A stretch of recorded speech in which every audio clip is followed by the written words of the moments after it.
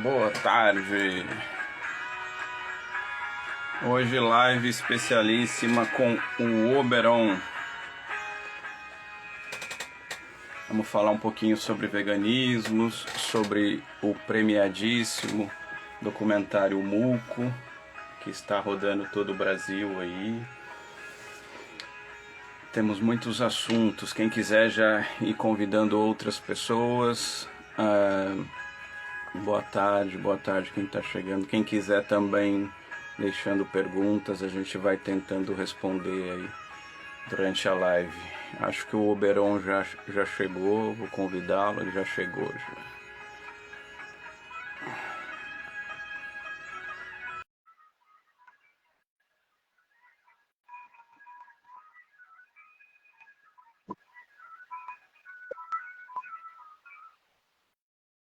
Boa tarde, amigo. Salve, Walter.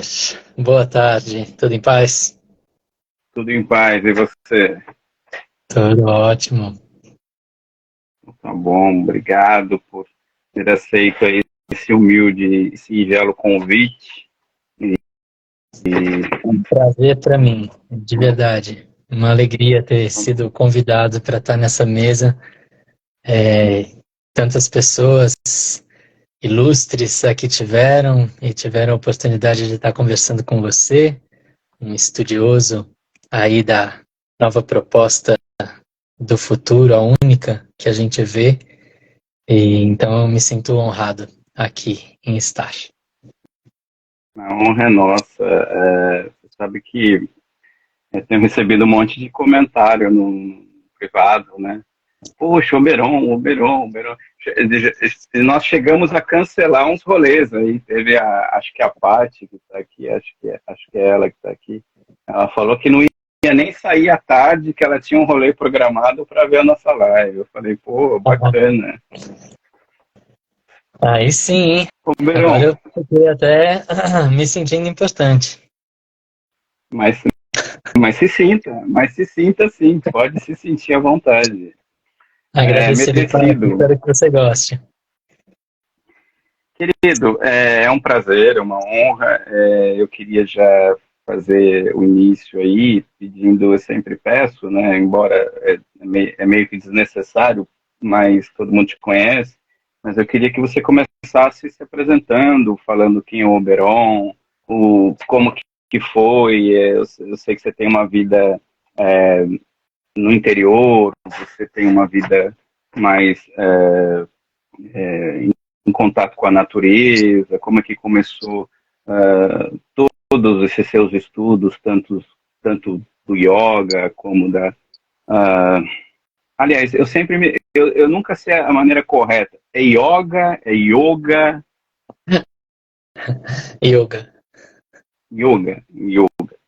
Então, os seus estudos com yoga, e, enfim, se apresenta um pouco, fala do quem é essa pessoa que a gente tanto admira. Legal. Bom, eu sou mineiro da Serra da Mantiqueira. Nasci em casa de uma decisão da minha mãe de ter os filhos em casa, parto natural, aquele cenário bem hippie, anos 69, e, e desse lugar eu cresci com uma parte que envolvia psicodelia e a outra parte que envolvia a espiritualidade. Esse é o ambiente que eu nasci. E aí a espiritualidade ganhou tônus e eu cresci com os meus pais sempre fornecendo muita literatura de expressões filosóficas diversas, o que eu sou muito grato porque me permite olhar para outros mundos com um olhar talvez mais neutro.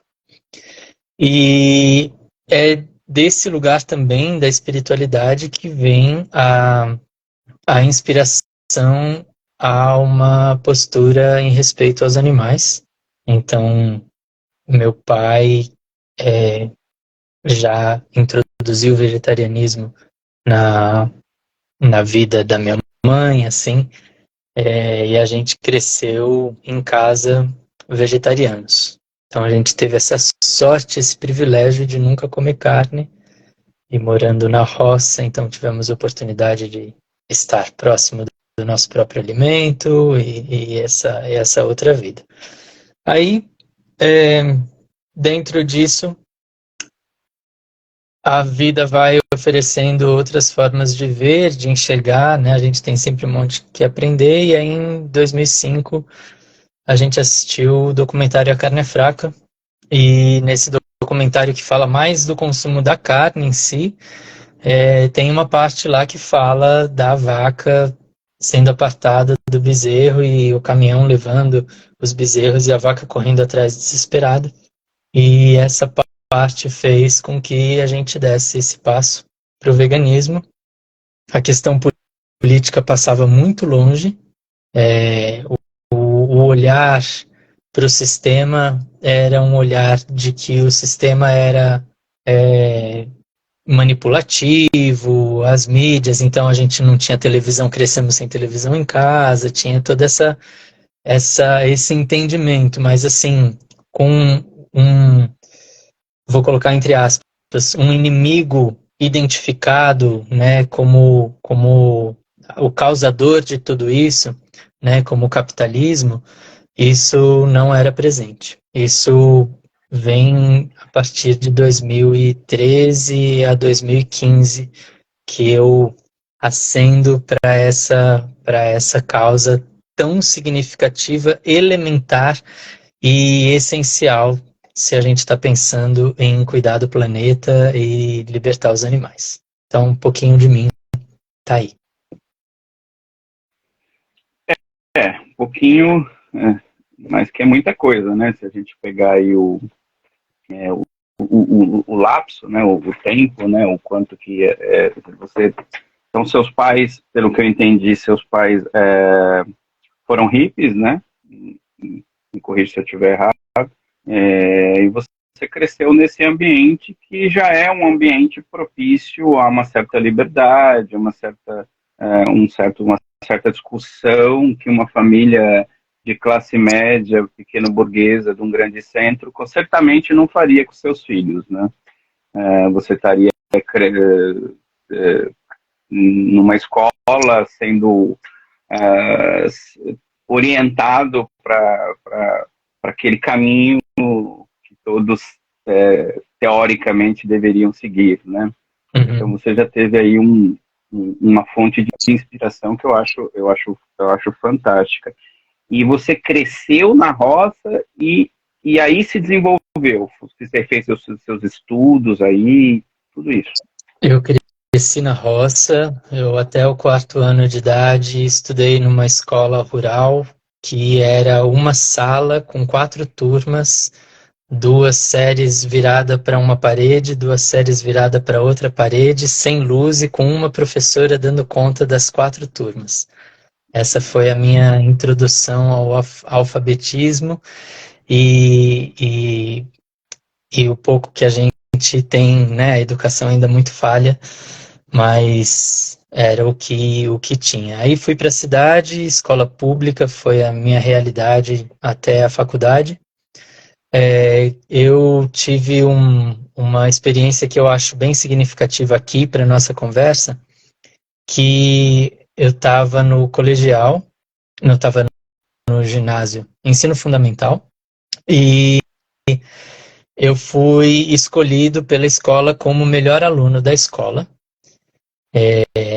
Eu acho que a base que a gente teve, né? Meu pai sempre estimulou muito a criatividade. A gente não sabia escrever o nosso nome, mas a gente tinha à nossa disposição aquarela, giz de cera, lápis de cor e um monte de coisas e ferramentas, instrumentos. Tinha muita coisa que mexesse nessa parte mais lúdica, né? Mais do desenvolvimento da psique a partir das emoções e tudo mais. E deixou para a escola tratar dessa parte mais analítica e mais racional, digamos assim, né? Então, quando eu me deparo com essa parte da escola, se abriu um novo universo, e novos universos acabam gerando curiosidade, e eu sempre me empenhei muito, assim, me empenhei em estudar, adorei história, ciências, essas coisas. E aí, então, eu tinha um bom desempenho na escola, e o melhor aluno ia ganhar uma bolsa para o Objetivo, para o Colégio Ângulo, onde a gente, sei lá, ia ter talvez uma base melhor, não sei. Então, quando me chamaram lá, fiquei todo feliz, orgulhoso e tudo mais, e a primeira coisa que eu pensei eu vou dar esse orgulho para o meu pai e para minha mãe, né? A gente sempre viveu muito simples, então teria uma bolsa no Colégio Ângulo, eles não iam gastar. E eu estaria estudando numa condição melhor. E aí, quando eu cheguei todo feliz para contar isso para eles, aí meu pai falou, então, mas você não vai sair da escola, porque o que você precisa aprender, você está aprendendo na escola pública. E se você for no Ângulo, se você for estudar no Colégio Ângulo, daqui a pouco você está mais preocupado com a marca do tênis que o seu coleguinha está usando, com o tipo de lapiseira que o outro está usando. Você vai entrar nesse lugar que não é a nossa realidade, né? Então, a nossa realidade é o tanto que você consegue ajudar o outro, o tanto que o outro apoia o outro. Isso é o que eu quero que você aprenda, e não ficar valorizando marcas, valorizando essas coisas. Então, na época eu fiquei chateado, obviamente, porque me vi merecedor de estar naquele colégio que me daria mais instrução, talvez. Mas depois eu vim a valorizar essa decisão que eles tiveram, né, de trazer o meu contato para o que é real, o que é essencial, né, e seria na escola pública, que é a minha realidade, né. Então, mas depois, isso também, o nosso empenho é maior. Você vê feiras de concursos aí de matemática, um monte de gente saindo das escolas públicas, né? Existe essa lenda criada que precisamos privatizar o ensino e para ter melhor qualidade. É uma mentira, é mais um golpe do sistema capitalista. Então, eu gostei disso e acabei chegando num lugar que eu gosto. Acho que eu tenho essa liberdade e independência que talvez se eu tivesse crescido numa escola particular, eu estaria hoje preocupado com metas, números e como eu vou ganhar às custas do que, pisando nos outros, como seria isso, né? Então, eu estou muito feliz com essa base que eu tive. Caramba, que história legal isso. Mas assim, e você tinha quantos anos, né? Você tinha uns 14 anos, por aí?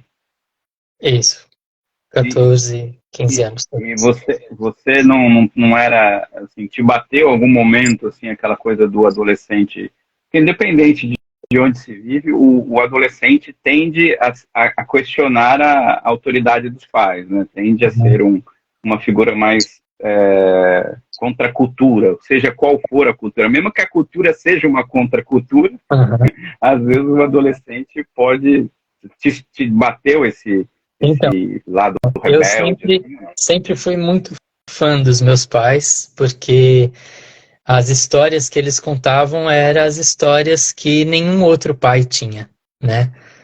Meu pai pegou um mochilão com 17 anos e saiu para conhecer a América do Sul. Minha mãe, com 20 anos, foi viajar à Europa, né? E isso, para mim, tinha um valor. Eles fizeram isso. Então, assim, o que vinha ali deles tinha um peso para mim, sabe? De uma admiração e tudo mais. Mas, óbvio, né? Tem vontades pessoais que a gente quer realizar. E aí, no momento, ali, o entendimento não está, mas existia, assim, esse respeito de que eles estavam certos, eu só ainda não sabia por quê. Que legal. Realmente, né? A educação, quando ela não é, quando ela não é opressora, né? Quando ela parte de outras premissas, né? Ela cria uma. É raro, né? Você teve uma oportunidade de ouro, talvez na ocasião você não enxergasse o quanto isso formou seu caráter, né? Ou talvez enxergasse, Não, mas não. claro, mas assim, olhando assim, você fala, puxa, assim, eu sou fruto desse lar, né? E E, quando você, pode falar, não, desculpa. Walter, é que, é, tipo, eu via os adolescentes rebeldes curtindo aquilo que meu pai e minha mãe curtiam, sabe? Já há muito É tempo, verdade, né? é Então verdade, isso me levava para um lugar do tipo chegar nas rodas de amigo e falar, putz, mas isso eu tenho em casa há muito tempo, sabe? Tipo, é cresci verdade. com Janis Joplin, com Jimi Hendrix, Led Zeppelin, Pink Floyd, com essa galera toda, desde que eu sou pequenininho, Jethro Tull e tudo mais. Sim. E, e aí, de repente, eu vejo a galerinha colocando camisetinha e tal, e né, fazendo um tipo. E, pô, eu não tava fazendo tipo, aquilo lá eu tinha, sabe, desde a barriga. Então, isso Tipo era assim, muito meu, legal. tipo assim, seu babaca, isso aí eu conheço faz desde que eu nasci. E seria complicado, né? Porque aí você seria a contra cultura, né? Seria o, né? Mas Que tem, nem aquela, tem. né? Mas você sabe que hoje tem uma onda de filhos se transformando em os filhos conservadores e os pais mais é, Progressistas, mais à né? esquerda ou mais progressistas, cara, é impressionante, porque geralmente é uma tendência, né? Mas muito lindo esse seu depoimento. E quando, assim, até para a gente já entrando no nosso tema, quando que, uma vez vegano, vocês, né, eu acho que, pelo que eu entendi, vocês, de uma maneira geral, a família, né, aderiu ao veganismo, ou pelo menos ao vegetarianismo estrito, né? Quando que você começou a identificar que dentro do veganismo haviam veganismos e como que foi essa eu falo assim, caramba, o cara tá falando aí, eu não concordo muito não e tal, como que foi isso? Bom, só contextualizando, minha família começou, eu e meu irmão, imediato a mim. A gente se tornou vegano, em seguida minha irmã com 6 anos na época, Tá? e aí ao longo dos anos meus outros irmãos foram aderindo e por último tava lá meu pai e minha mãe, que eram lacto-vegetarianos desde muito, desde antes da gente nascer, e eles estavam sendo os resistentes, assim, né, do tipo, isso aí é muito radicalismo, não precisa matar para tomar o leite, essa história toda. Até que a gente fez um motim, né? A revolução aconteceu dentro de casa e eles não poderiam então compartilhar a geladeira com a gente, tendo produtos de origem animal. E as ideias que a gente trocava sempre muito abertas assim. A gente trocava as ideias e questionava isso. E aí, vocês falam aí de valores, de princípios que são universais e como é que a gente concilia isso com as atitudes que a gente está tomando agora, tal, até que eles aderiram também ao veganismo. E aí, eu costumo dizer que antigamente, lá 10, 15 anos atrás, quem era vegano era legal, sabe? Tipo, uau, o cara é vegano. Meu, já confio no cara. O cara já, né, tipo, um cara que tem uma sensibilidade ao sofrimento alheio, que tem empatia, e pá. Então, era um critério de. Não vou falar que quem não é vegano não era legal, porque eu estaria mentindo e nem acho isso certo, mas quem era vegano, para mim, já era legal, né? Aí, de repente, todo mundo começou a virar vegano. Se assim fosse real, né? Mas assim, um monte de veganos surgiram, né? E a cada ano mais e mais e mais e mais e mais. E aí, como começa a crescer um monte de veganos, a gente já começa a se ligar que antes todo mundo era legal, agora já tem um monte de xarope, agora já tem umas ideias tudo errada, agora tem os que são veganos, mas fazem coisas que vão totalmente contra o preceito, o eixo da história. E aí a ideia de veganos, de veganismos, vem quando eu começo a me politizar, né? Sim. Até então, até 2013, 2014, o veganismo era uma coisa só, libertar os animais, e estava muito relacionado com um desenvolvimento pessoal das pessoas, né? Um desenvolvimento muitas vezes espiritual. Depois é que eu fui laminando assim e tirando e vendo que a gente não precisa envolver a espiritualidade na história, a gente não precisa trazer qualquer linha filosófica para isso. E o fator da politização fez eu olhar, né, para o veganismo a partir de um ponto que eu reconheço muitos, assim, um leque bastante grande de veganismos, assim.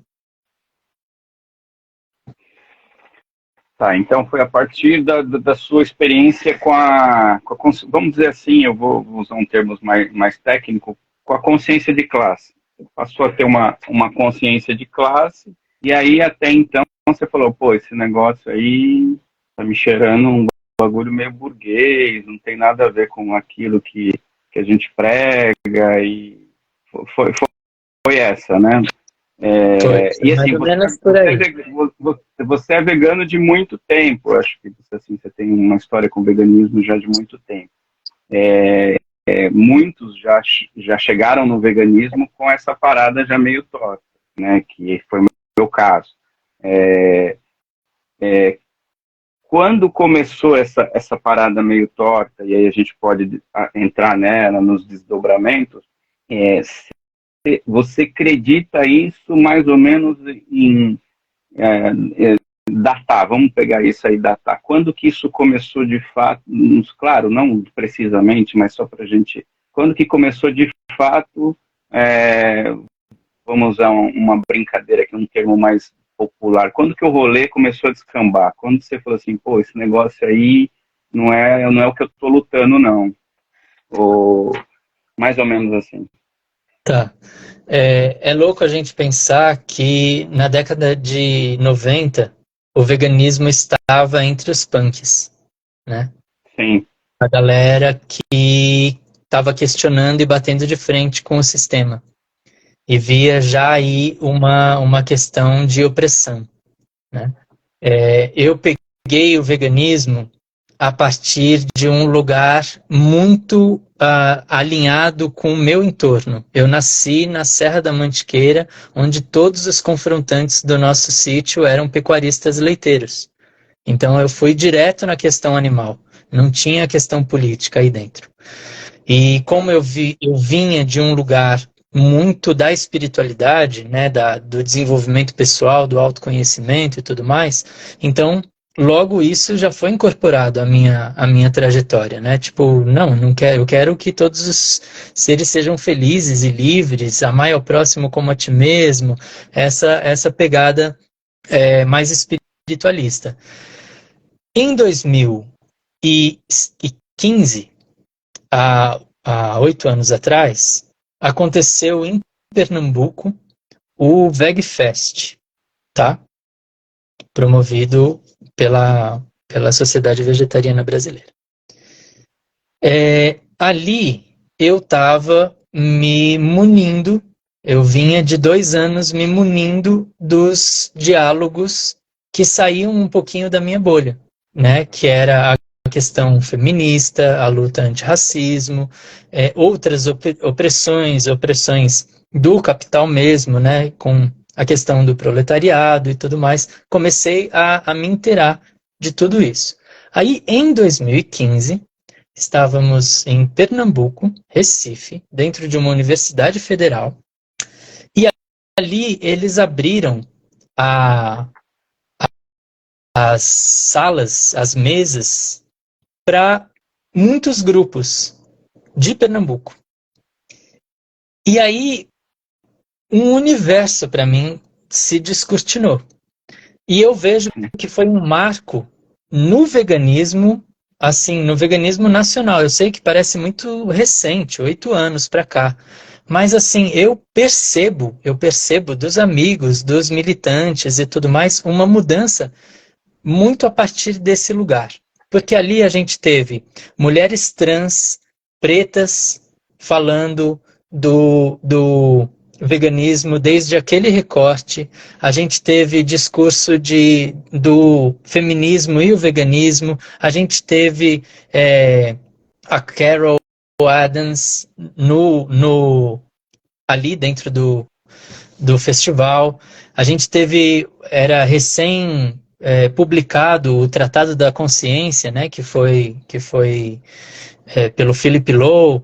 E então tinham vários aspectos que eu era muito ignorante e eu era super curioso, né? E de repente ver aquela galera tal toda engajada naquilo trouxe um outro olhar para o veganismo. E eu vejo, não sei se o meu olhar se desviciou e eu comecei a ver a realidade do que já acontecia, ou se de fato, a partir daquele momento, a gente começou a ter outros diálogos, inclusive um monte de gente saindo da SVB por conta de algumas posições adotadas pelo grupo, instituição, não sei como é que eu falo isso, mas começou as pessoas a questionarem esse modelo que estava sendo adotado de lidar com o veganismo e de divulgar o veganismo, né? Várias pessoas começaram, opa, peraí, mas se o cara da periferia está falando que o veganismo que está sendo colocado na feirinha vegana da galera que tem grana, que vende um pedaço de torta por 17 conto, não está sendo acessível para... Peraí, a gente vai fazer veganismo só para quem tem dinheiro ou a gente vai fazer veganismo para todo mundo? Aonde estão os animais nessa história, tal? Então, eu acho que eu estou arriscando, tá? É a minha lupa. Eu acho que foi a partir desse encontro de pessoas em um mesmo lugar, com muitas camadas da sociedade juntas, discutindo fatores que essas pessoas protagonizavam, que trouxe uma discussão política para dentro do meio vegano. Posso estar bem errado, mas no meu prisma acontece a partir daí. E esse seu contato com a política, que até então não era tão formativo, assim, era mais uma coisa mainstream, né? Aquela coisa que meio que todo mundo tem, né? Às vezes uma certa ojeriza, pô, os caras são tudo ladrão, aquela coisa toda, e uma posição meio anárquica, não anarquista, anárquica, né? Porque anárquico é diferente de anarquista, né? Anarquista é uma filosofia política. Sim. Mas quais foram, assim, nesse momento, qual foi, tirando essa coisa dessas pessoas, desse grupo altamente politizado que você passou, mas quais foram os seus textos, assim, meio que de entrada, aquela coisa assim, falou, pô, algum texto, algum tratado, ou algum escrito, até mesmo de colegas, que você leu e você falou assim, caraca, mano, aqui tá a fonte da coisa, não adianta eu lutar só pela libertação animal, porque isso aqui está inserido nisso. Teve alguma Walter, coisa aqui? vou ser bem honesto com você que a leitura política e associando o veganismo, eu nunca me debrucei sobre, né? Assim, as minhas leituras era tipo a Sônia Filipe trazendo vários aspectos, ou a própria Carol Adams falando da política sexual da carne, mas não tinha nenhum eixo onde tratava-se o marxismo e o veganismo, não me debrucei sobre isso, mas alguns textos me chamaram muito atenção antes do VegFest, no momento que eu estava começando a despertar para a questão política, que era e eu sinto muito por estar citando ela sem lembrar o nome dela, mas que foi muito marcante para mim, que era uma tese, eu acho que de mestrado, onde ela tratava a negritude e o veganismo. E aí ela falava de um aspecto que hoje chama muita atenção para mim. É claro que eu estou aqui como homem branco falando, né? Então eu atribuo todo esse pensamento a ela e desculpe se eu estou distorcendo a forma com que ela trouxe tão feliz assim, tão bem encaixadinha. Que quando a gente fala do desenvolvimento do ser humano, muito se para, né, não os especialistas, né, na antropologia e tal, mas muito se para na ideia de que houve um momento em que o ser humano, enquanto Homo sapiens, ainda não sapiens, ele esteve naquela condição de peles de animais e cavernas e instrumentos rudimentares e o fogo e assar carnes para sobreviver, e aí alguns dizem que até o nosso cérebro se desenvolveu graças a isso e tal, mas sempre dentro dessa perspectiva cronológica, a partir de um olhar eurocêntrico, como se aquela fosse a realidade de todos os seres humanos no planeta naquele estágio. E aí ela traz um recorte que eu acho incrível, que ela fala assim: enquanto tinham homens com seus pedaços de madeira golpeando cabeças de mulheres e arrastando para dentro das cavernas para estuprá-las, na África, no continente antigo, já arávamos a terra, já seguíamos as estações, já tínhamos uma alimentação predominantemente vegetal. Então, isso para mim, sabe, é óbvio, é muito óbvio, mas assim, olhar que existia uma outra forma de contar a história, sabe, uma outra forma de entender esses contrassensos que muitas vezes as pessoas levantam, mas a carne não sei o que e tal, e de onde vem, a gente só faz leitura a partir de um aspecto que é do colonizador, que é do homem branco ali, né? Sem olhar para o todo. E aí isso já fez, sabe, foi a leitura desse texto que já fez eu olhar para, uau, tudo pode ser lido de uma outra maneira, né? E então, eu vou mandar para você esse texto, e aí eu vou ficar mais tranquilo com a minha consciência de ter trazido isso aqui sem trazer a autora, sem trazer o Não, contexto todo. não, tem muita coisa que eu leio que eu também não lembro, não se sinta mal. Às vezes não é muita coisa, né? Você trouxe um ponto que eu nem ia tocar, mas eu achei fabuloso e eu acho que seria um crime eu não tocar. Que é justamente esse olhar eurocêntrico de um veganismo que nasce sobre as barbas, sobre a égide de uma Europa pós-guerra, que na verdade estava mais preocupada em como alimentar aquele povo e não tinha comida para todo mundo. Então, o vegetarianismo, nem o veganismo, era uma opção que eles queriam, na verdade, que aquilo, naquele momento, fosse incentivado, e utilizou-se já de algumas teorias e pensamentos que ali estavam, e que até hoje rege grande parte do movimento, inclusive em escolhas do que comer, do que vestir, e aí às vezes a gente até pauta toda o nosso consumo e a nossa preocupação em cima de protocolos,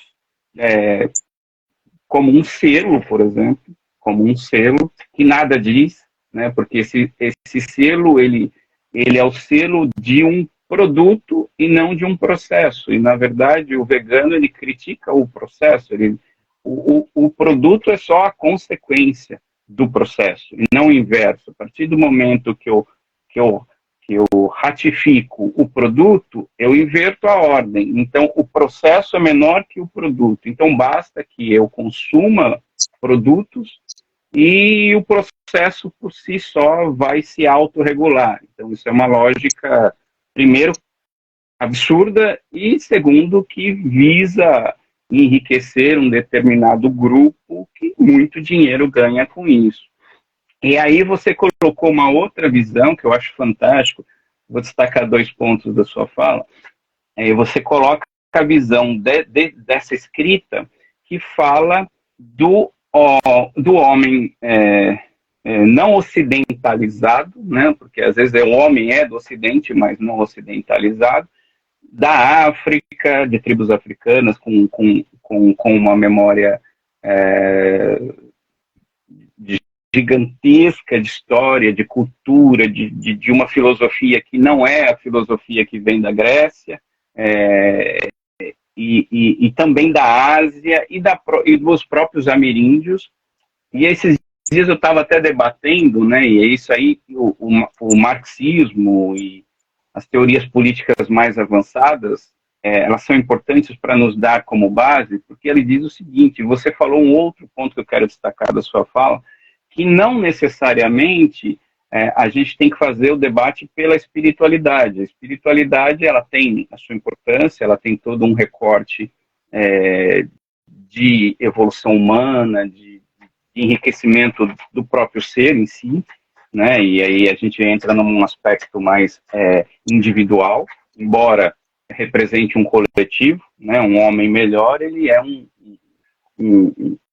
irmão melhor, ele é um ser humano melhor, né?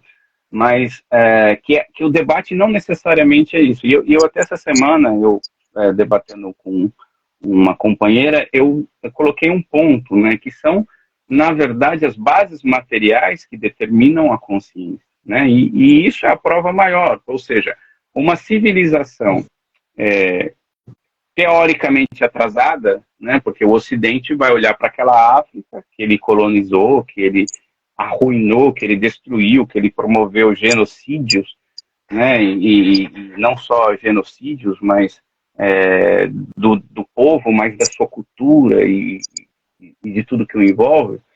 E ele vai olhar com um olhar europeu e vai falar que aquela civilização é atrasada. E aquela civilização, por exemplo, vamos pegar aí as tribos iorubás, eles já falavam na questão do terceiro sexo antes mesmo, e eles já não tinham a cultura do binário antes mesmo de sequer o Ocidente chegar até esses povos. Ou seja, algo que a gente está debatendo hoje na academia, os caras já debatiam há 1000 anos atrás. E você falou, essa noção de especismo que a gente tem, que vem muito de uma cultura judaico-cristã, né? Então, Deus deu para o homem a possibilidade de ter o domínio da natureza e dos animais. E o animal serve para servir ao homem. E interessante que não só o animal, mas a mulher. Então, eu digo que o especismo e o patriarcado, eles estão juntos, eles nascem no mesmo tempo histórico. É engraçado que na declaração de bens de um homem, de um cidadão de bem daquela época, tinha o boi e a mulher. Olha que loucura a gente pensar sobre isso. E essas tribos, elas já eram tribos que, além de não serem especistas, eles tinham um respeito com a natureza, né? Eles tinham uma outra relação com o entorno, né? Os índios, que não, na verdade são os povos originários, está errado falar os índios, não, os povos originários, nos ameríndios aqui na América, também tinha uma relação de harmonia e tem até hoje aquelas tribos que não foram, passaram por um processo de aculturação. Então nós temos... Não, desculpa, Walter, só aproveitando o ensejo.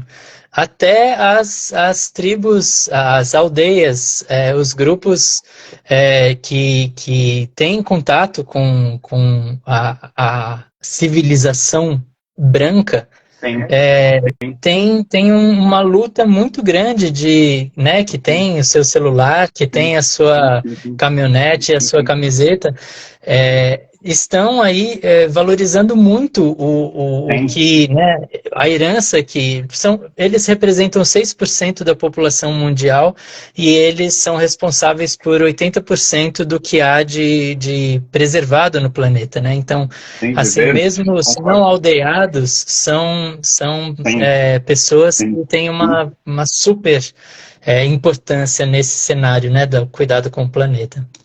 Sem dúvida. Ali felizmente, né? Felizmente, eles ainda não, eles ainda preservam muito daquilo que eles herdaram e graças a eles, né? Nós temos um pouco ainda do que nós temos, né? Porque talvez se não fosse esse povo, mesmo em minoria, resistindo e sendo massacrados, né? Como diz Pablo Neruda, ele vai dizer: a fome, a cruz e a espada foram dizimando os povos originários, né? E eu postei até recentemente um cenário assim de um batismo coletivo no Rio, com um determinado momento aqui que é recente, e aí você vê assim o quanto que realmente a gente ainda insiste nisso. Mas voltando à questão do veganismo, então esses povos, eles já viviam em equilíbrio. E aí chega a nós, ocidentais, brancos, de classe média, ou até mesmo da burguesia, ditando, né, o que seria um modelo de um contato com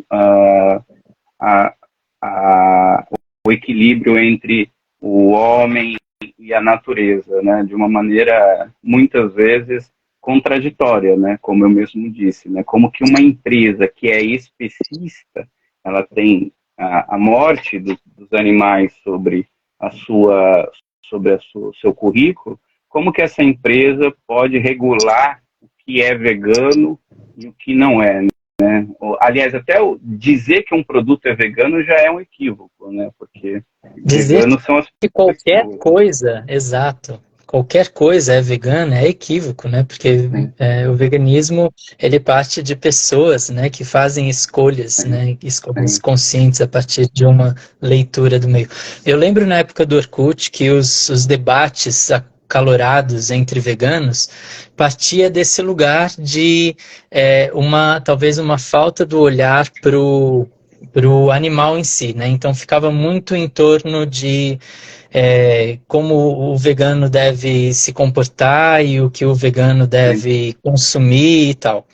E é uma luta, um debate que ainda se arrasta até hoje, mas hoje há uma abertura muito maior para olhar em pontos mais agudos assim da questão, né? Tipo, se a gente o tempo todo lembra que o veganismo não é sobre dieta, é sobre uma conduta de vida onde a gente olha para seres que são tão detentores de merecedores, né? Merecedores não é a palavra, mas que deveriam ter os mesmos direitos que a liberdade, a escolha e tudo mais, como a gente tem, que talvez a gente consiga aprofundar um pouquinho mais. Então, esse ponto que você trouxe, né? A gente olha para um produto e fala que é um produto vegano, tá? Porque tem um selinho falando que o produto é vegano, na ideia de que ali não tem nenhum ingrediente de origem animal, mas que passou pela experimentação daquela empresa. E que lá no final, a ideia central é que quanto mais a gente consuma aqueles produtos, mais a empresa vai investir nos seus produtos veganos porque o mercado está crescendo e tal. O fato é que esse dinheiro, na verdade, é irrisório. Ele hoje não representa praticamente nada e essa empresa continua matando e logo esse dinheiro que eu estou dando para a empresa está servindo para matar, né? Então, assim, nem vou entrar na questão da experimentação, porque a gente entra num ponto sensível, que é a questão da ciência, né?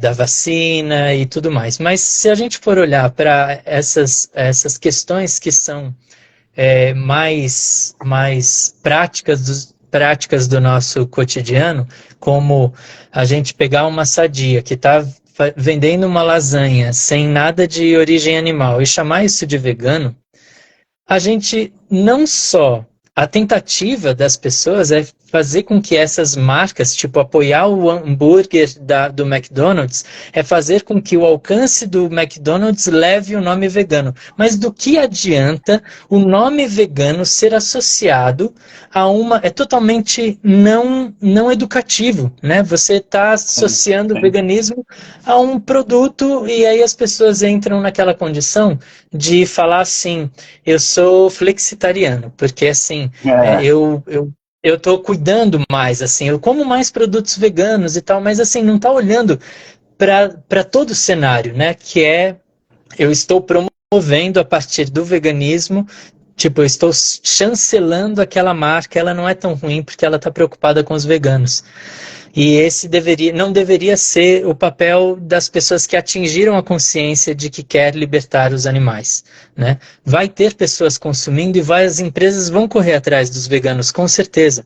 Mas assim, quem já atingiu essa consciência deve deixar essa galera correr atrás. A gente não deve, em momento algum, chancelar. O nosso papel é justamente estar questionando elas e questionando o meio, né, de produção e tudo mais. Então, eu vejo muito equívoco nesse lugar, assim, sabe? Das pessoas dizer estratégico, sendo que é uma estratégia falha, obscura, porque está alimentando economicamente aqueles que a gente deveria estar lutando, né? Ao invés de estar fazendo um caminho que é um caminho possível, viável e que a gente consegue ver, né? Que a gente vê o agronegócio ganha absurdos do governo, o pequeno produtor ganha quase nada. As lutas por reforma agrária, as lutas do campo, têm muito mais chances de aderir a esse comportamento mais justo, né? Porque são pessoas que sofrem com a opressão, e a gente, dentro dessa relação de troca mais justa, eu estou dando meu dinheiro para algo que eu sei que vai trazer benefício àqueles indivíduos e que há um maior respeito à natureza ali acontecendo, o retorno que eu vou ter é melhor para mim e para o planeta.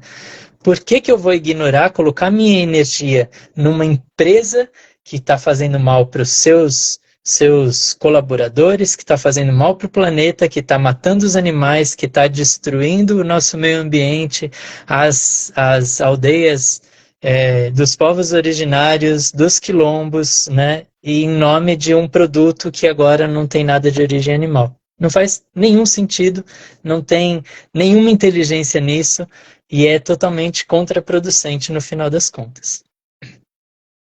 Isso, nossa, que fala potente. Concordo em gênero, número e grau e há um ponto que é fundamental, né? A partir do momento que esses debates são levados adiante, eu desqualifico o debate político em troca de um debate meramente dietético. Ou seja, o veganismo ele deixa a sua esfera original, que é de ser o que? Uma filosofia que reflete sobre o especismo, né? E você falou até a questão da ciência. É claro que a gente tem que tomar um cuidado muito grande, porque dentro do veganismo também há equívocos, mas a gente não pode deixar de pensar que, por exemplo, o cartesianismo, né, como a gente conhece, né, René Descartes, com o seu cogito ergo sum, né, eu penso, logo existo, o que gerou para as ciências, embora gerou muito avanço, também gerou algo que... Exatamente. Então, os animais passam a não ter mais alma. E esse desdobramento, você vê a gente, como que nada escapa ao sistema de produção. Esse desdobramento, por um tempo, foi utilizado para usar do mesmo argumento contra o povo preto. O povo que era trazido da África, eles eram considerados por esses senhores de escravos e por parte da sociedade, e até mesmo pela Igreja Católica, setor da Igreja Católica, que esse povo não tinha alma. Era o mesmo raciocínio que foi usado pelo cartesianismo para definir que os animais nada sentiam. Então a ciência podia fazer o que queria. Então, quando ser vegano é questionar o especismo. O especismo vai muito além dessa preocupação se tem selo, se não tem, se é apto, se não é apto. Essas preocupações, elas só dizem respeito à classe média, a um setor da classe média que quer se identificar com esse movimento vegano. Ele não diz respeito para o cara que está na periferia, que está recebendo bala da polícia, como agora está acontecendo aqui no litoral. Não diz respeito do cara da periferia que é vítima do nutricídio, porque comer salsicha e miojo vai matar o cara em algum momento. Então, essas opções, né, porque você bem disse, o veganismo é uma opção, é o ser que faz uma opção. Há seres que não têm como fazer a opção. Então, não tem como pensar um veganismo que não seja político, que não pense sobre política, que não lute pela emancipação do homem e dos animais. Mas as lutas são juntas. Claro que elas são juntas, mas a gente precisa pontuar que não existe libertação animal no sistema capitalista de produção, porque o sistema capitalista de produção criou o especismo. Né? Antes já tinha o especismo, mas o especismo entendido como filosofia e como modo de produção, ele é um produto específico do capitalismo, ele se aprimora sobre o capitalismo, assim como o patriarcado. As sociedades já eram patriarcais anteriormente, mas na sociedade capitalista, o patriarcado ganha um quê de aprimoramento, um quê de aprofundamento, né? E ratificado por todos os... ratificado pela igreja, ratificado pela sociedade civil. A gente não pode esquecer que as mulheres só puderam votar há alguns anos atrás. Se a gente pensar o quanto de tempo que existe a civilização ocidental, as mulheres só puderam votar agora. As mulheres só são permitidas que elas realizem algumas coisas agora. Olha que loucura. Em algumas sociedades ainda não. Eu queria que a gente conseguisse fazer uma ponte agora, se for possível, porque eu acho que tem muito a contribuir, que é a questão, que é o seu aprofundamento maior, que é aquilo que realmente você vem desenvolvendo, dando palestras, escrevendo livros. Eu queria que você falasse um pouco dos seus livros, que é a questão do yoga. Falei certo agora? Sim. Então, a questão do yoga. Do yoga. Tá? Do yoga. A questão do yoga. Falei certo, depois já errei. A questão do yoga. O yoga e a vinculação, não a vinculação, mas o yoga e o veganismo. Eu acho que eles se falam muito, né? Embora nem todo seja um vegano, né? Nem todo yoga seja um vegano, nem todo... como que funciona isso? E aí a gente também tem o seu documentário que a gente pode também mais à frente falar. Mas eu acho que esse é um pontapé inicial. Tá. Bom, eu vou, antes de trazer esse ponto, eu acho interessante a gente voltar àquela questão de que se a gente deseja, só para, sei lá, amarrar esse final do que a gente estava falando, se a gente deseja que todos os animais sejam livres, a gente precisa dar condições de todas as pessoas fazerem opções. Se as pessoas não têm condições de fazer opção, a gente nunca vai ser sempre uma utopia, vai ser sempre um conto de fadas para a pessoa ficar bem com a própria consciência por não estar consumindo individualmente os animais e não libertando os animais a partir de um contexto maior social, né? Então, se eu quero livrar os animais, eu vou ter que lutar contra essa política que termina no nutricídio ou na fome mesmo, né? Então, a luta de classes vai estar aí, porque a gente vai precisar desenvolver na sociedade uma condição onde haja mínima dignidade e igualdade entre as pessoas. Sem Só dúvida. então as pessoas vão ter a opção de se alimentar daquilo que não tem um monte de 5 litros de agrotóxico por ano brasileiro toma, né? Porque depende, não tem opção de comer outra coisa. Então a gente vai entrar nesse debate. Eu nem ia arrastar para isso, mas você tocou e achei muito legal. Então queria trazer esse olhar aí, né? E a questão que você trouxe da ciência, eu acho realmente um ponto delicado da gente debater, né? Eu acho que teria que ter pessoas do meio para estar falando, mas eu antes sempre foi tipo, poxa, se há métodos substitutivos, por que a gente ainda tananana? Eu acho que dentro do processo educativo, realmente a gente não tem que, já deveria ser abolido há muito tempo. Mas a gente vê dentro dos laboratórios que ainda há uma metodologia muito primitiva e que, infelizmente, é ainda o único meio que se encontra para chegar a determinados lugares, infelizmente, né? Mas eu já lutei, assim, na minha ignorância contra e, de repente, vem uma pandemia, vem uma história assim, e aí a gente vê que, sei lá, é um ponto calcanhar de Aquiles, talvez, né? Eu vou até pegar um gancho, assim, embora eu fiz uma pergunta, mas é só para realmente fechar. Eu acho que a gente tocou num ponto central, que a luta do vegano deveria ser uma luta anticapitalista, porque inclusive pela ciência, porque muito do que se faz hoje de estudos é porque o investimento nas ciências ainda é muito limitado, né? A partir do momento que a gente desenvolver uma sociedade humana onde não haja classes, não haja opressão do homem pelo homem, e onde o recurso produzido seja utilizado para o melhoramento da humanidade como um todo, do planeta, eu vou dizer mais, dos terráqueos, para que o recurso financeiro cuide dos terráqueos, incluindo a mãe, que é a terra, evidentemente que a gente vai ter uma nova ciência, a gente vai ter uma nova arte, a gente vai ter uma nova filosofia, a gente vai ter uma nova nutrição, a gente vai ter outras, talvez Engels dizia que a fase até o capitalismo, ele é a fase da pré-história da humanidade, que nós não atingimos ainda a história. E eu concordo em gênero, número e grau. Então, só a superação desse sistema talvez seja possível a gente pensar em todos esses pontos. E perfeita a sua fala, me identifico demais com a sua fala. Nem sabia que eu me identificava tanto assim.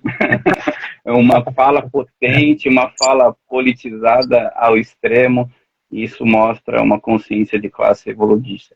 Agora, essa questão do yoga. O yoga. Ainda eu vou entrar, então, devagar, tá? Vou introduzir. Porque, assim, a gente tem todos os dados para entender que o agronegócio é o grande vilão, né? Sim. Tá. O agronegócio é a roupagem que o capitalismo se utiliza, né, que é o maior causador das crises todas, crise climática, né, dos equilíbrios naturais do planeta, o uso dos recursos e tudo mais. E todos os ambientalistas que eu conheço, acadêmicos ou não acadêmicos, sabem disso. Lutam contra essa grande monstruosidade que só está pensando em lucro, né? Não na vida. Sim. Mas que quando fala do prato, mexer no prato, aí é radicalismo, aí a gente tem que deixar de pensar na ação individual e pensar que o processo é coletivo, e aí só porque tem o discurso de que o processo é coletivo, não faz individualmente. E então eu tenho muitos amigos que acabam se fingindo de morto no assunto de ter uma atitude pessoal diante do seu consumo em relação aos produtos de origem animal vindo desse sistema. E aí questionam, por exemplo, quando se apoia o MST, por exemplo. Ah, não vou apoiar porque lá eles consomem carne, eles produzem laticínios. E aí a pessoa está optando por um produto vindo da Sadia que tem o selo vegano. Tipo, né? Eu vou apoiar sim o cara que está comendo carne, mas que está trabalhando a agroecologia, que está cuidando dos rios, que não está colocando veneno nas plantações, né? Onde mata milhões de animais para ter, às vezes, aquele produto com o selo vegano, né? Mas, enfim, é uma conversa longa. O que eu quero trazer é que a gente vai chegar no yoga e a gente vai ter os princípios do yoga, que são a base sustentadora do yoga, e entre a base sustentadora está a verdade, certo? Então, é saber o desenvolvimento do ser, é você jogar luz sobre a vidya, a ignorância, ou seja, trazer consciência no lugar que existia ignorância. Esse é o começo da história, né? E aí, a gente olha, por exemplo, o princípio de ahimsa, a não violência. A ahimsa, ela vai estar em todas as religiões e tudo mais, sem esse nome, né? Mas não matarás, não prejudicar a vida do outro, não gerar, não agredir, blá, blá, blá. Várias tradições espirituais têm isso. Mas dentro do yoga a gente está o tempo todo falando disso. Não é uma coisa que, isso tem. Não. É tipo a base. Uma pessoa faz aula no estúdio de yoga em São Paulo, em qualquer momento que vai existir alguma conversa filosófica, porque às vezes só está praticando o físico, mas no momento que abre abertura para uma parte filosófica, vai entrar a ahimsa. E todo mundo sabe o significado de ahimsa, até sem ser do yoga, né? Sim. Então tá aí esse princípio norteador e que é base da história. E aí todo mundo concorda. O professor de yoga numa formação, ele vai falar, vai discorrer discursos assim belíssimos sobre a ahimsa. Mas quando você falar do queijinho que está ali, ele vai usar um outro discurso de não julgar o outro, de cada um tem o seu momento, e que a gente não pode ser radical, e a rinça com o meu corpo, porque se eu tirar eu vou ficar prejudicado, então eu tenho que olhar a não violência com o meu corpo. Vai inventar um monte de lorota, um monte de desculpinha esfarrapada para manter, na verdade, o que o ego dele quer, né? E aí eu vejo que há, especialmente dos grandes professores, um lugar muito acomodado, um lugar onde ele tem um conforto, porque todas as escrituras falam da dieta vegetariana. Né? Então, você fala, eu ainda como carne, sou professor de yoga. Tudo bem, ainda bem que você, né, ainda você sabe que um dia você tem que parar, pelo menos isso, porque é parte do yoga parar, né? Então, eu acho que não tem nada a ver yoga e o que eu como e o que deixo de comer. Então você não sabe o que é yoga, né? Porque faz parte de yoga a gente se disciplinar e autoaprimorar-se, né? E o não comer carne dentro dos preceitos das literaturas que são muito patriarcais, por sinal, são muito machistas, vem de uma concepção muito patriarcalista, ela ainda tem esse preceito de você não submeter a um outro ser senciente a uma condição de violência. Tá aí, tá nítido, explícito, tá tudo ali, né? É claro que quando eu vou trazer esse debate, eu não trago com essa com essa ênfase toda, né, a fim de que as pessoas que não sabiam, não faziam a ligação, se sintam ofendidas, né? Mas o fato é, se eu for me aprofundar no yoga, é parte do yoga as pessoas deixarem de consumir carne. Aí é que entra o ponto. Não fala nada do leite, ao contrário, fala que você deve consumir o leite, fala que você deve consumir o ghee, você deve consumir o iogurte, que faz bem para a prática diária do yoga. Então a gente vai encontrar esses professores bambambãs que já deixaram de comer carne e que falam, eu estou seguindo a tradição, eu estou seguindo o que é prescrito, sendo que dentro do próprio yoga há uma necessidade de aprimoramento daquilo que eu vejo relacionado ao meu tempo, né, à condição da minha sociedade, o que é chamado de viveka, discernimento. Então, alimentado dentro do yoga a ideia de que a gente deve o tempo todo questionar aquilo que pode ser abraçado pela ignorância de novo. Então, eu acho que em algum momento os estudantes sem nome, sem grandes seguidores, anônimos, vão começar a questionar esses professores tradicionais, super conhecidos e que têm renome e tudo mais, e que fica incentivando as pessoas a consumir laticínios e que inibe o debate vegano dentro desses ambientes. Né? Eu acho que um dia vai chegar isso e ou eles vão se dar conta, né, e alcançar aquilo que dentro do yoga se preza muito, que é a humildade, ou simplesmente se calar, né, e não ficar chancelando um sistema que é de violência, que é contra a rinça, no caso o consumo de laticínios e ovos. Mas eu acho que vai partir mais desse lugar, assim, de uma pressão, porque a informação já chegou neles. E eles são resistentes a essa, por capricho mesmo, né? Por apego ao paladar. Então, já que existe a chancela das escrituras milenares, então a pessoa fala, pô, se todos os mestres aí iluminados comiam laticínios, quem sou eu para mudar isso? Você é o cara que está encarnado no século XXI, onde a indústria está estuprando as vacas, que está separando os bebês das suas mães, que tem uma máquina na teta da vaca e que não acontecia em nenhum outro tempo.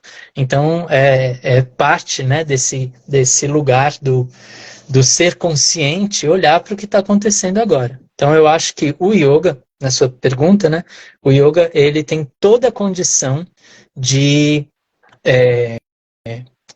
incentivar essa postura não especista. O yoga tem condições filosóficas para isso, tem material filosófico para isso, né? Então a gente tem não só kala desha patra, né, que é o conceito de tempo, lugar e circunstância, que a gente deve olhar tudo, né, as nossas escolhas baseando-se nesses preceitos não, nesses elementos. A gente também vai ter os mesmos princípios lá de trás, não violência, verdade, né? Então, se a gente for olhar para os princípios, a gente pode sim questionar a tradição. Se eu quero manter os princípios que a tradição diz carregar, manter e preservar, eu vou ter que mudar a própria tradição que está carregando tudo isso, porque ela está infringindo os próprios princípios que ela carrega. Aí, ó, a Paty falou do Vedanta, né? O Vedanta, muitos professores vivem de ego. Eu concordo assim muito, muito, muito. Eu até brinco, sabe? Que às vezes, se você quer libertar o seu ego, vai ajudar o Júlio Lancelotti a distribuir comida para as pessoas. Ele não vai procurar uma escola de yoga. Porque, assim, é dito, a gente traz toda a conceituação, conceituação, tá? Do ego, né, de ahankara, esses aspectos internos, mas, às vezes, sem dar nenhum passo na direção dessa contribuição em você alimentar a humildade em você, né? Então eu digo assim, eu brinco, que as pessoas fazem yoga e trabalham muito o ego. E aí o ego fica bombadão, sabe? Trabalhou muito o ego, e aí o ego ficou rechonchudo, fortão, e aí a gente vê pessoas arrogantes, a gente vê pessoas que se utilizam de uma forma desonesta, né, as tradições para validar hábitos que são totalmente prejudiciais ao meio, às pessoas e aos animais. Então, eu acho que em algum momento a gente vai chegar seriamente nesse debate, sabe? Não vai ser uma coisa de, ai, cada um no seu tempo, daqui a pouco as pessoas vão se dar conta disso. Não, a gente está à beira da sexta extinção em massa. É possível que nesse século a gente chegue a uma mudança de 4 graus centígrados, ou seja, é inviável para a adaptação das espécies a esse cenário. E se a gente não fizer agora e contar com as pessoas ditas conscientes, meu, larga a mão, deixa, né? Eu aproveito para fazer 2 perguntas que me ocorreu agora. 3, porque eu recebi uma pergunta inbox aqui que é curiosa.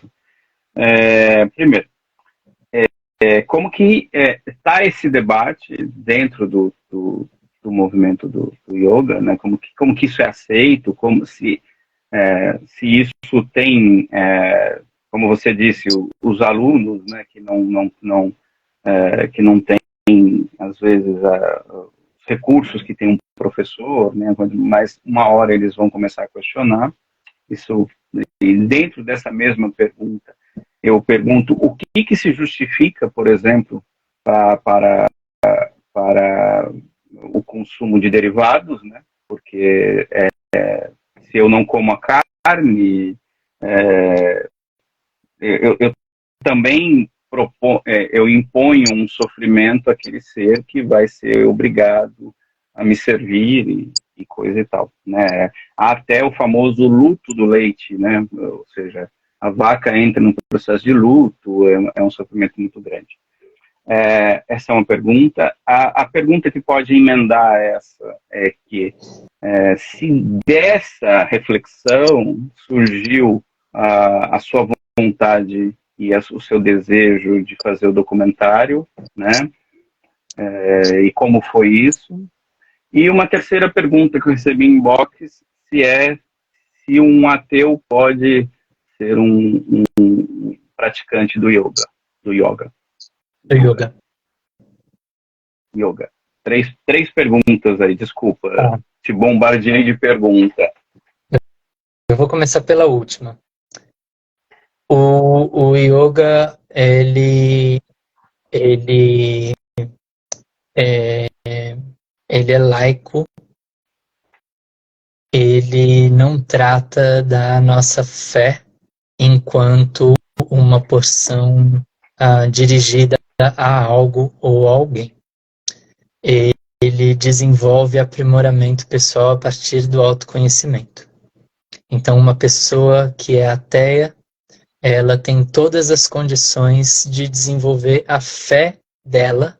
Fé, bom, mas ela é ateia. Sim, a gente está o tempo todo associando fé a acreditar em santo. Mas não, a fé na respiração dela, na alegria dela, fé enquanto estado de espírito. Na humanidade. A gente tem na humanidade, nos seus estudos, né? Eu conheço um monte de ateu que tem fé em Marx e toma Marx como guru. Uma não religião, né? Mas assim, eu olho com o yoga como um instrumento de melhoramento do ser humano. Ele vem numa caixinha elitista? Sim, quando ele entra no Ocidente, ele é vestido, ele está dentro dessa caixinha, mesmo porque uma pessoa que acorda às 4 da manhã com 2 horas de trânsito para chegar no trabalho, ter 1 hora de almoço, mais 4 horas de trabalho, mais 2 horas de trânsito, chegar em casa, fazer a janta para o marido e cuidar das crianças, preparar o lanche do dia seguinte, yoga não faz parte da realidade dessa pessoa, ainda que existam muitas iniciativas que popularizam o yoga como yoga na laje, tem várias tentativas assim que, claro, muitas pessoas acabam desempregadas, o que não é um cenário muito distante da gente e que entra numa condição psíquica de adoecimento e recorrem àquele yoga que está ali perto, na periferia, que tem professores pretos, professores da periferia mesmo, tratando do yoga desde um olhar mais contextualizado para aquela realidade, né? Então, e aí essas pessoas vão colher os benefícios disso, né? Porque não depende de você acreditar em Jesus ou acreditar em Krishna. O yoga nasce num contexto e numa localidade onde existia o hinduísmo, só isso. Então, um monte de coisa para você explicar Shraddha, por exemplo, a fé, eu vou falar, olha, tem Ishvara, um ser primordial, que é a consciência absoluta, e você, quando você fechar seus olhos, você agradece e honra esse ser, né, a princípio do lado de fora, como ali os preceitos vedânticos e tal.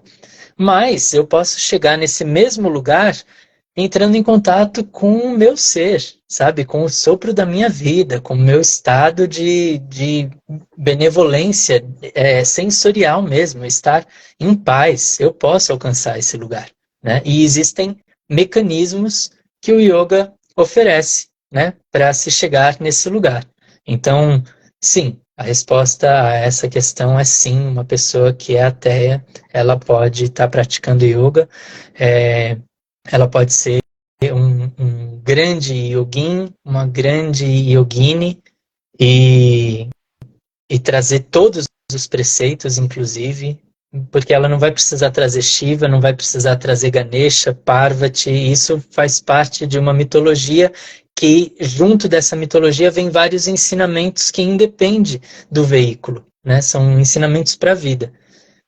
Mas como o contexto lá era o hinduísmo, então acaba vindo com tudo isso. Se nascesse numa comunidade cristã, veria com falas dos evangelhos e tudo mais, né?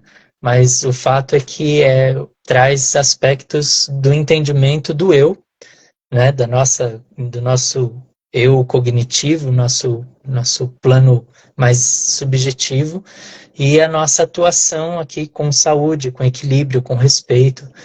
Então, tá aí, é bem universal. As outras duas me refresca, por favor, que eu não tomei a B12 hoje. Vamos lá. Eu tomei. Então, acho que não fez muito efeito, mas tomei. Bom, vamos lá, lembrei. Foi assim, como que é o debate, né? Você levantou um ponto fundamental aí. Lembrei das duas. O Vegan Yoga e o debate. Vou lá. Então, o debate dentro do yoga tem sido assim. Alunos, devotos, né, movimento Hare Krishna, por exemplo, que é Bhakti Yoga, levam para o seu Maharaj, para o seu mestre, para o seu professor. E aí, como é que fica essa questão? Porque se eu consumo laticínios, vai envolver a morte das vacas, a morte dos bezerros, e isso é totalmente contra o que os preceitos trazem.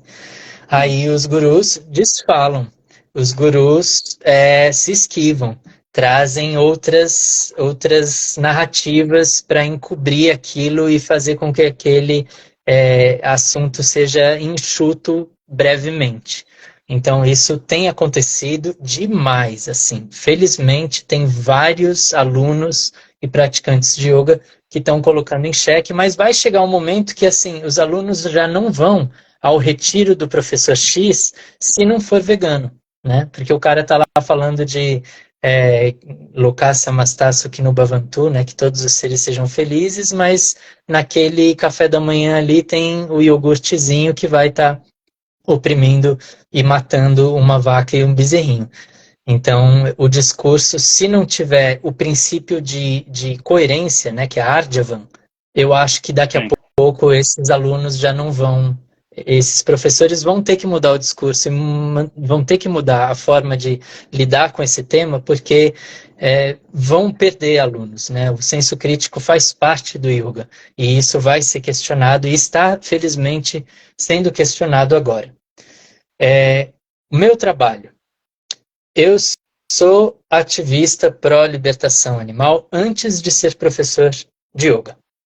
Então, o yoga vem comigo como uma forma de alcançar as pessoas num ambiente onde as pessoas se permitem a vulnerabilidade, se permitem escutar algo novo, algo até que seja contrastante com aquilo que elas sempre acreditaram, e nesse lugar sensível eu coloco essa semente. Diferente de doutrinar, eu abro espaço para que haja uma conversa sincera, horizontal, circular, onde a gente consiga levantar questões do tipo, quando eu vou falar de verdade, né? É um dos preceitos mais importantes do yoga, que é Satya. Eu faço 4 perguntas para as pessoas, bem honesto assim, né? E eu peço que as pessoas saiam do lugar de ficar se esquivando e entrem na honestidade daquele ser que pensa livremente, não reprodutores de pensamentos já construídos. A primeira pergunta é: eu concordo que os animais sentem? Aí todo mundo, sim. Aí eu falo, olha, se não concorda, então vai ler lá o Tratado da Consciência, assinado em 7 de julho de 2012, em Cambridge, onde afirma que, independente do tamanho do córtex, a parte que sente é igual em todos os animais. Então, os animais sentem cientificamente, não dá para a gente ficar aqui borboleteando com um discurso gratiluz de eles sentem porque... Não, cientificamente, uma parte do cérebro lá sente. Então, ponto, vamos finalizar essa história. Aí a pessoa vai se colocar naquele lugar de, opa, ou eu sou negacionista, ou convenientemente eu estou simplesmente tapando os meus olhos para que os animais sintam. Mas a maioria das pessoas falam, sim, concordo que os animais sentem. A segunda pergunta é, eu concordo que eu não gosto de gerar sofrimento nos outros? Todo mundo, na hora, fala, sim, não gosto de gerar sofrimento no outro, né? Se alguém fica reticente, fica em silêncio, eu já falo, olha galera, aquele cara ali, ó, toma cuidado com ele, porque ele gosta de gerar sofrimento. Então, é um caso de psicopatia, né? Não é normal na nossa sociedade a gente ter pessoas que gostam de gerar sofrimento. E essas pessoas a gente deve ter cuidado com elas.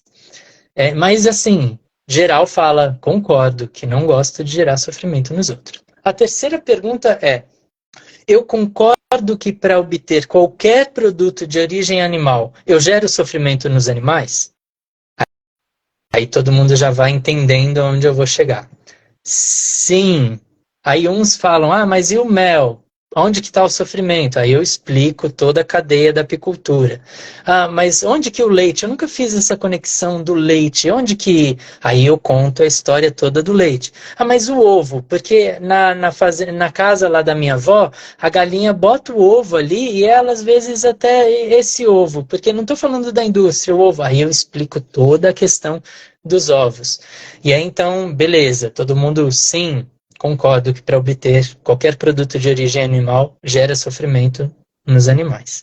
Então, se eu concordava que os animais sofrem, se eu concordo que eu não gosto de gerar sofrimento e que para obter qualquer produto de origem animal gera sofrimento, então a última pergunta é, eu estou sendo verdadeiro e coerente com o que eu acredito? E assim eu termino só essa parte. E isso tudo é subsidiado pela filosofia do yoga.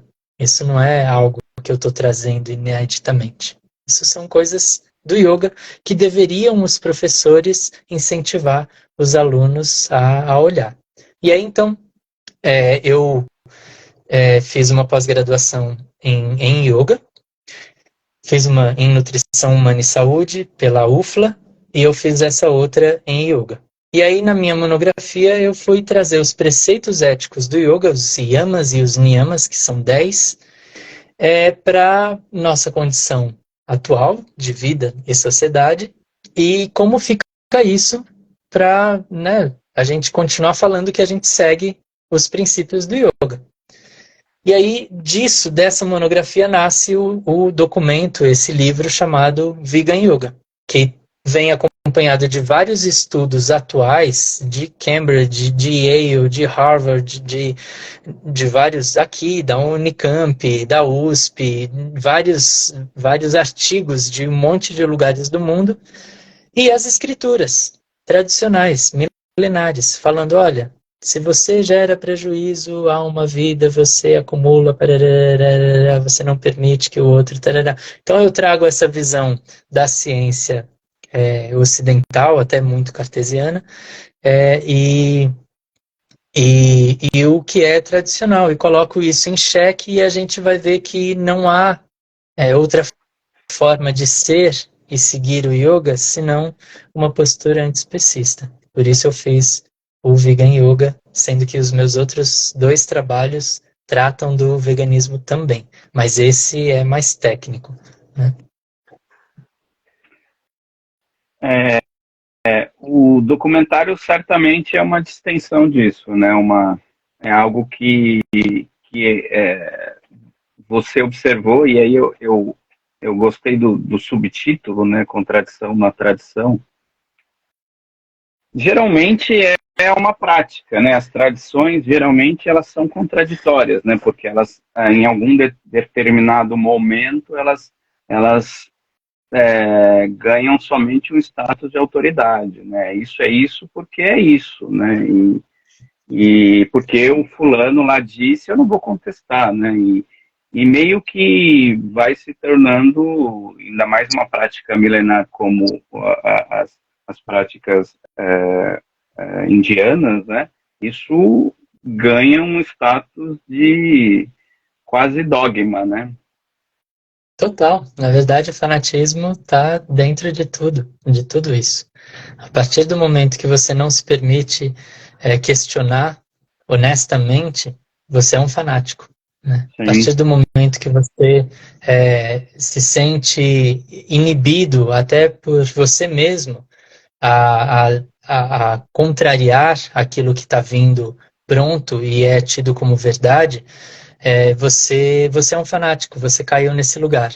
Então, eu acho que o bonito do que traz o yoga é justamente você se emancipar com recursos que te permitam questionar absolutamente tudo, inclusive essas diretrizes trazidas por milênios, né? E eu falo milênios não só para dar uma autoridade de tempo, mas porque vem, né?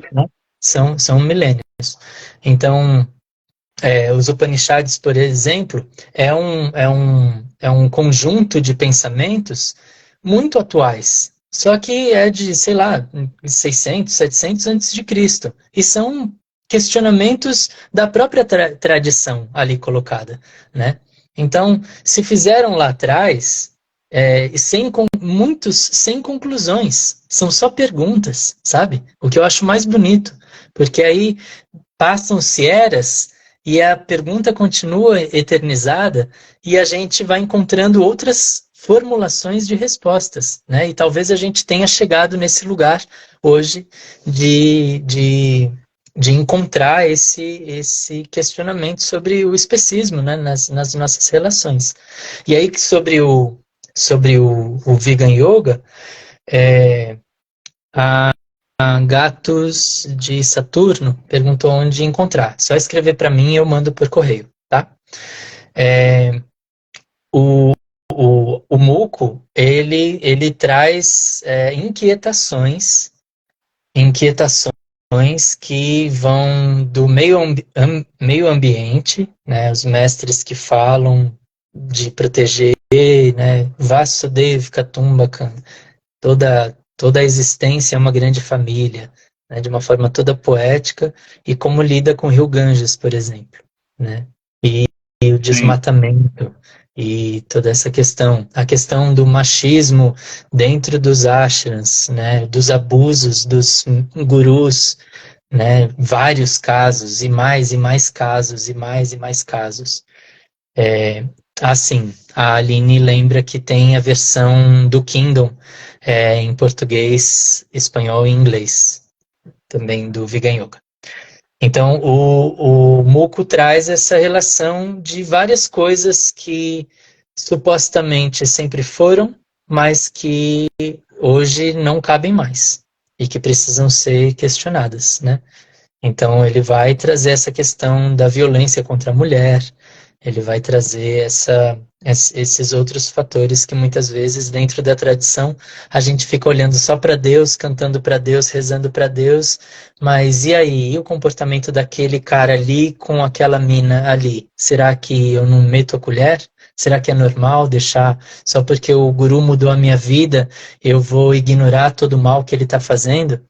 Então, é bem incomodativo o filme, talvez por isso ele tenha feito o sucesso que ele está fazendo, porque não é um filme de autoajuda, um filme novairístico, um filme que fica na camada cor-de-rosa da coisa, né? Ele traz esses ensinamentos que a gente vai encontrar, mas que olha para o prático, olha para a vivência cotidiana, olha para as pessoas.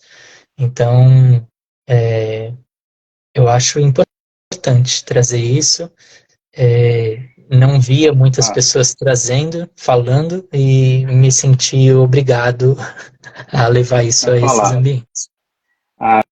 A Gatos Saturno, ela pergunta a origem do nome, Muco, e se é uma, ela fala, você poderia explicar por que o nome Muco é uma palavra em sânscrito? Ela pergunta. Muco foi o melhor nome que já poderia haver e existir na face da Terra, na nossa galáxia e talvez no nosso universo, para cumprir o papel de título desse documentário. O dia que a gente descobriu esse nome, a gente ficou tão feliz, tão feliz, tão feliz, porque assim, é uma coisa asquerosa, grudenta, que provoca asco e que, é, por outro lado, o nosso corpo produz, né? O muco está aí em vários sistemas do nosso corpo, né? Tem as mucosas, as serosas, e tem um papel importante. Mas, coincidentemente, no Punjabi, no Telugu e no Kannada, que são línguas indianas, muco significa silencioso e mudo, ou aquilo que não é dito. Então, aquilo que não é dito, a gente achou que coube assim de uma forma muito precisa ao que a gente queria trazer. A gente queria trazer o que não é dito. Então, o Muco entrou em todos os significados de Muco, ele coube certinho para servir de título do documentário.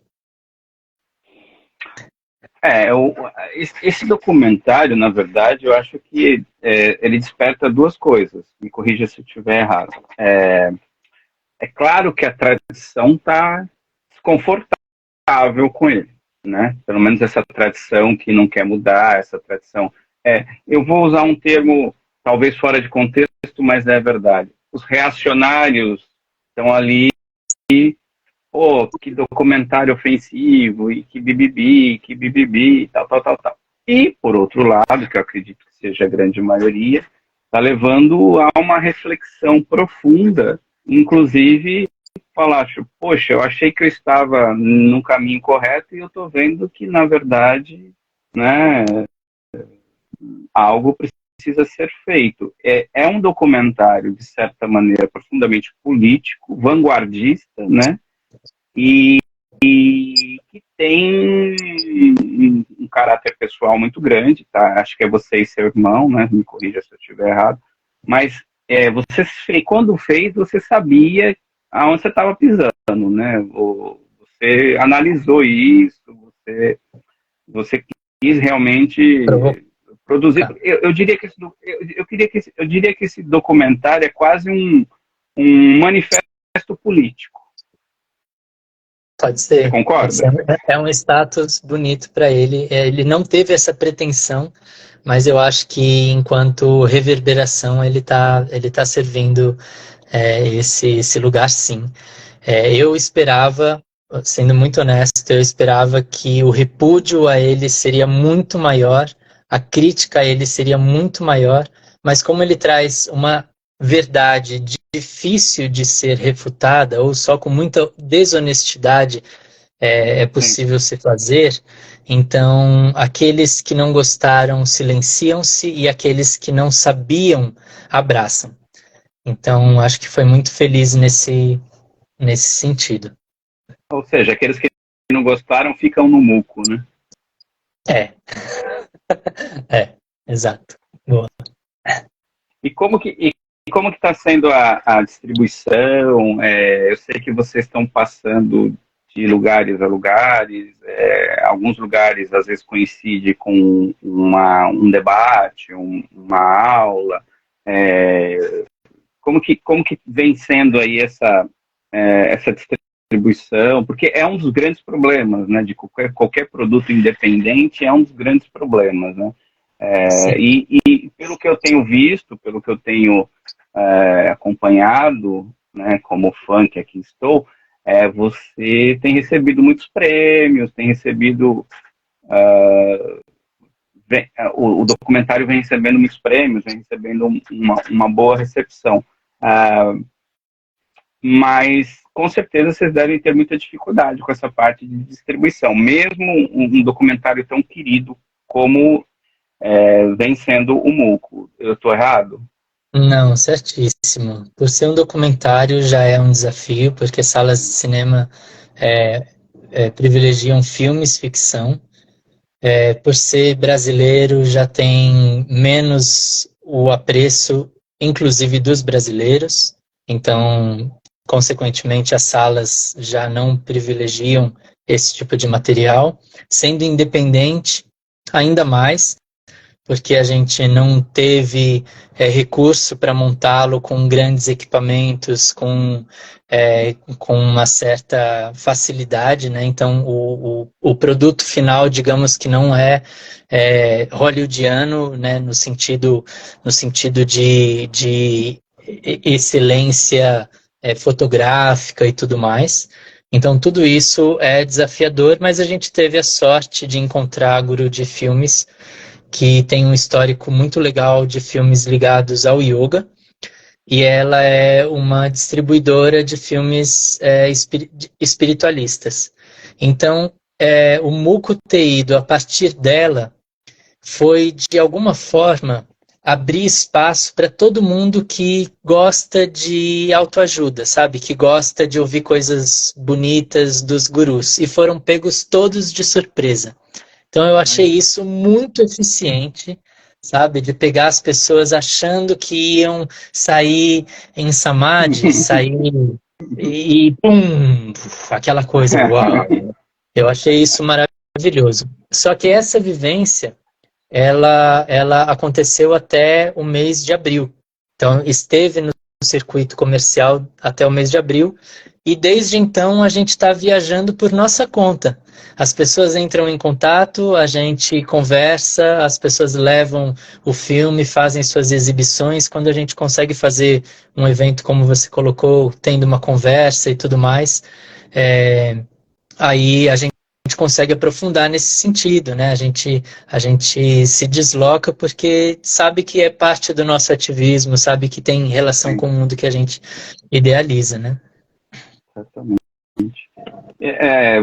Vocês aí tem uma questão financeira envolvida, claro, né? O capitalismo impede muita coisa, mas esse documentário, vocês têm a intenção, vocês estão trabalhando no sentido de distribuir ele também na Índia? Ele participou de alguns festivais na Índia, inclusive 3 dos quais ele se sagrou melhor documentário do festival. Então, foi legal isso, mas eu acho que, apesar dessa uberização de tudo, inclusive da arte, a gente, enquanto estratégia de de ativismo, a gente está tentando um streaming, né? Tá. Colocar, sei lá, numa Seria muito bom. Netflix, em algum desses lugares, com a intenção de alcance, né? Que essa Sim. informação chegue ao máximo Popularizar, de né? pessoas. Popularizar, exato. E Popularizar. aí, quando ele deixar de ter o efeito dele nos streamings, aí a gente abre ele no YouTube.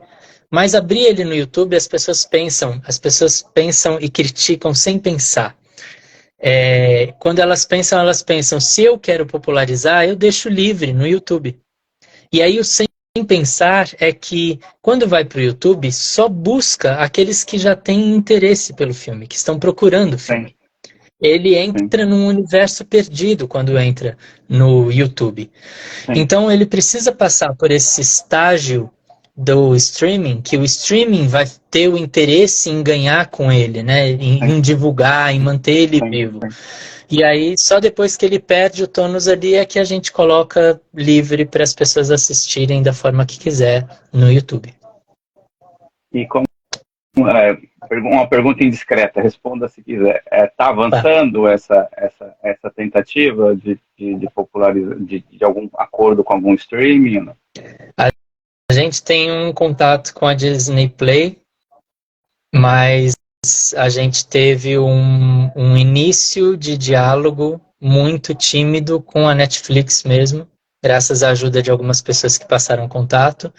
E agora a gente quer firmar aprofundar esse contato. A gente só estava fazendo algumas melhorias para eles.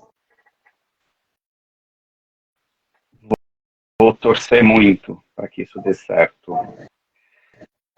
Perão, Agradecido. a gente está aí caminhando para 1h40 de live, caminhando, nós já estamos com 1h40 de live, assim, é um prazer incomensurável, eu sei das suas dificuldades, inclusive com a internet, porque você vive num lugar mais afastado, e a internet às vezes já não pega bem nas regiões metropolitanas, imagina em lugares mais afastados. E olha, ela colaborou com a gente conseguiu até agora. Então, eu Sim. sou enormemente grato. Assim, eu não tenho nem como agradecer. Eu estou muito feliz com essa live. É uma honra, não só para mim, mas quem assistiu e quem vai ver depois. Eu acho que você tem muito para falar. E eu queria deixar aí esse tempo final para você falar o que você quiser falar, uma fala livre, sem perguntas, para você divulgar também os seus livros, o seu trabalho, as suas palestras, os seus, não sei como que chama, treinamento, não é treinamento, né? Tem um outro nome. Retiros, sei Os lá, qualquer coisa assim. retiros, os seus retiros, e o documentário, né, que vem sendo aí um grande sucesso. E agradeço enormemente. Como que é a tradição do agradecimento? Qual que é? Agradecer é Dhanyavad em sânscrito, mas a gente faz um namastê, a gente faz um axé e tá valendo. Até um muito obrigado, Axé. a gente entende e acolhe. Agradecido, Walter, agradecido a esse trabalho, né, trazer a politização para esse ambiente que insiste muitas vezes em manter um grau nocivo de alienação em nome de estou salvando os animais, né, como se qualquer coisa fosse benéfico para os animais e não é. Então, acho que o veganismo ele está tomando um rumo sério e um rumo que se destaca, que a gente pode olhar como uma brincadeira, uma figura, às vezes, a serviço de alguma coisa que eu não quero julgar, mas que eu não consigo levar a sério, porque são coisas que vão muito contra a premissa básica de olhar para os animais e o interesse dos animais, né? Sim. Então, grandes veículos, grandes influenciadores que ficam fazendo propaganda gratuita a quem está destruindo o planeta, destruindo os animais, e toda a problemática social que isso envolve também, né? E então esse é um ponto que eu acho que a gente está vivendo agora, o ponto onde a gente vai começar a olhar da mesma forma que eu olho o meu professor que eu admirava tanto e que ele deixa de falar do patriarcado e da luta de classes, e aí então eu dou um passo para trás. Eu acho que a gente vai começar a olhar para esses grupos que ignoram o cerne da questão em nome de não sei qual o interesse, na verdade, e a gente vai ter mais pessoas discutindo um veganismo sério, né? Um veganismo que traz uma leitura real do que acontece, que abarque todas as camadas da sociedade e que coloque o enfrentamento do veganismo de frente para o capitalismo, né? E que passe a ser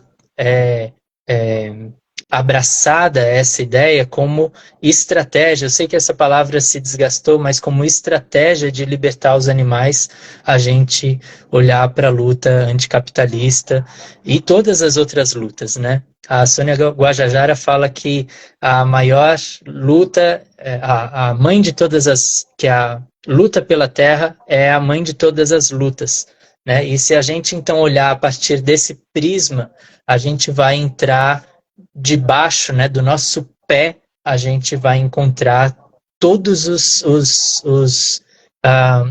o prisma, né, todos os reflexos disso. A questão agrária, a questão periférica, a luta antirracismo, a luta contra o patriarcado, né, contra o machismo, a questão das fobias absurdas, né, LGBTfobia e todas essas estruturas que combatem a opressão, elas fazem parte, elas são parte desse processo de emancipação de todos que sofrem Sim. opressão. E não há um terráqueo no planeta que não sofra opressão. Até aquele que detém os meios de produção, ele em algum estágio vai estar sofrendo consequência da opressão que ele está reproduzindo. Então, assim, não é inteligente e a gente deveria olhar com seriedade para esse ponto. Eu acho que é isso. Para me encontrar, segue aí meu @, e se quiser saber da agenda do Muco, por onde ele anda e até convidar ele para sua cidade, é @muco.com, tá?